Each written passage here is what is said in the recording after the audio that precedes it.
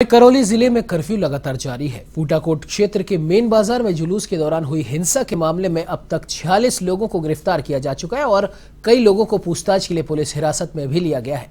करौली में हुई हिंसा को लेकर भाजपा प्रदेश अध्यक्ष डॉक्टर सतीश पूनिया ने सरकार पर निशाना साधा। इस दौरान डॉक्टर पूनिया ने कहा कि नववर्ष पर हर बार धार्मिक जुलूस निकलते हैं, लेकिन करौली की घटना सुनियोजित थी।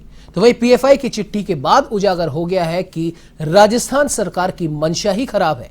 इसी बीच डॉक्टर सतीश पूनिया से बातचीत की एवं संवाददाता ज्योति सिंह ने। हमारे साथ यहाँ पर बात करने के लिए मौजूद है राजस्थान के बीजेपी प्रदेश अध्यक्ष सतीश पूनिया जी।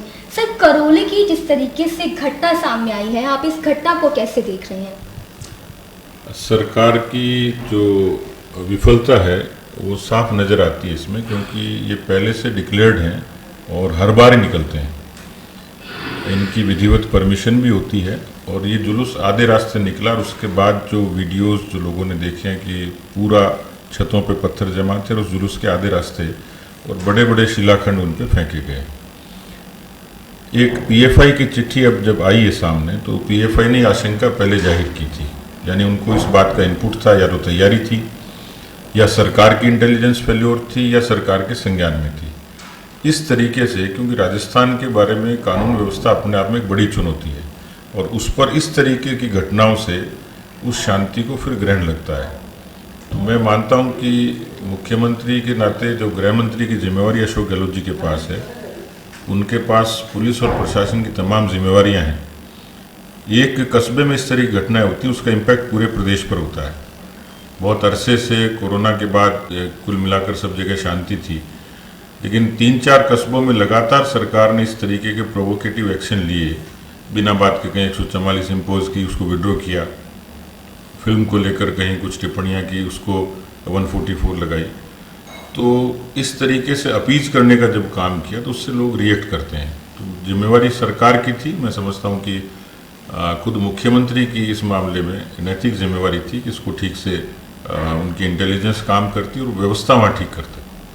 लेकिन सर, जिस तरीके से सूबे के मुख्यमंत्री अशोक गहलोत जी का कहना है कि जिस देश में, क्योंकि अगर बात करें भारत की, तो यहाँ पर केंद्र में भाजपा है और क्योंकि धर्म के आधार पर ध्रुवीकरण किया जा रहा है, इसीलिए इस तरीके की घटना हुई है। इसे कैसे देख रहे हैं आप उनके बयान को? देखिए, वो लोकतंत्र की बात करते हैं तो लोकतंत्र में तो सब तरीके के मसलों पर ही चर्चा होगी और वहाँ जब राजनीतिक ध्रुवीकरण की बात होती है तो वो तो इतनी बड़ी डेमोक्रेसी में बहुत सारे मुद्दे रहते हैं जिसमें लोग अलग अलग तरीके से अपनी राय रखते हैं। वो आश्चर्य है कि लोकतंत्र की बात तब करते हैं जब उनको 55 वर्षों तक शासन करने का मौका मिला था। वो भूल जाते हैं कि उन्हीं के शासन में इमरजेंसी लगी थी, उन्हीं के कालखंड में 356 का दुरुपयोग हुआ था।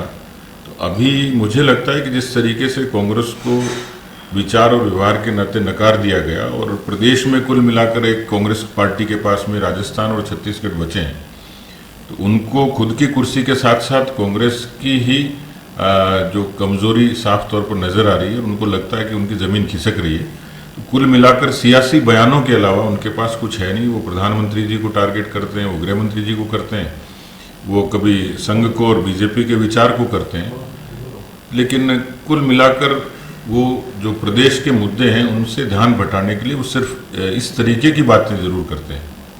सर, एक आखिरी सवाल आपसे लेना चाहूंगी। प्रधानमंत्री को टारगेट करने के अलावा उन्होंने यूपी के मुख्यमंत्री को भी टारगेट किया। उन्होंने कहा कि फेक एनकाउंटर हम नहीं करवा सकते हैं, जिस तरीके की राजनीति यूपी में होती है वैसे राजस्थान में हम नहीं कर सकते। नहीं, प्रश्न फेक और अनफेक एनकाउंटर का नहीं है। प्रश्न ये है कि प्रदेश की कानून व्यवस्था कैसी है। 7 लाख से भी ज़्यादा FIR दर्ज हो गई। उस पर मुख्यमंत्री ये बयान करते हैं कि महिलाओं के मामले जो हैं वो 47% फेक हैं, यानी FIR दर्ज होना और कोई पीड़ित महिला आ जाए तो उसकी तो एविडेंसेज हैं, जो महिला थाने में गई है रिपोर्ट करवाने के लिए, उसके साथ बलात्कार हुआ है। ये पब्लिक डोमेन में ये था कि एम्बुलेंस पे जो रोटी मांगने के लिए कोई महिला गई, उसके साथ दुष्कर्म हुआ।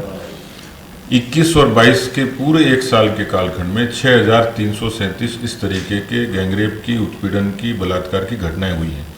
उस जिम्मेवारी से मुख्यमंत्री कैसे बच सकते हैं कि राजस्थान के जो कानून व्यवस्था के हालात हैं बिगड़े हुए हैं। धन्यवाद हमसे बातचीत करने के लिए। तो राजस्थान के बीजेपी प्रदेश अध्यक्ष सतीश पूनिया हमारे साथ यहाँ पर बातचीत करने के लिए जुड़े हुए थे। कैमरा पर्सन रेहान के साथ ज्योति सिंह, A1 TV।